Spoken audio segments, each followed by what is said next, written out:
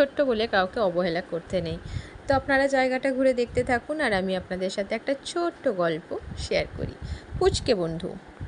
একটা বড় হ্রদের পাশে একটা সুন্দর গ্রাম ছিল। ভূমিকম্পে খুব ক্ষয়ক্ষতি হয়ে গ্রামবাসীরা গ্রাম ছেড়ে অন্যত্র চলে গেল।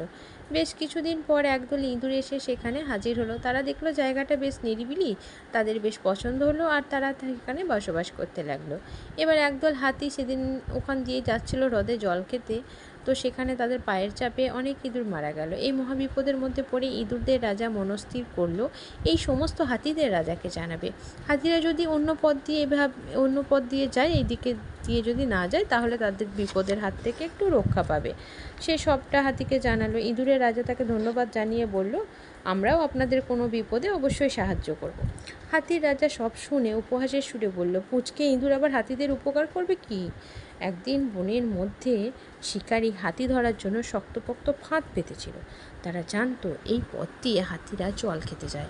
তো ফাঁদটাও সেইভাবেই পাতলো আর লতা পাতা দিয়ে এমনভাবে ঢেকে রাখলো যাতে হাতিরা ফাঁদ আছে এটা বুঝতে না পারে। আর ঘটনাটা ঘটলোও তাই। অনেক হাতি আটকা পড়লো ফাঁদে। শত টানাটানি করেও ফাঁদটাকে ছিঁড়ে ফেলতে পারলো না। মহা বিপদে পড়ে গেল হাতির দল। এবার এক ইঁদুরের মারফতে সেই সংবাদ কানে গেল ইঁদুরের রাজার। হাতিদের বিপদের কথা শুনে তারা আর বিলম্ব না করে সদল বলে এসে হাতিদের রাজাকে ডেকে বলল, আপনারা ভয় পাবেন না, আপনাকে কথা দিয়েছিলাম।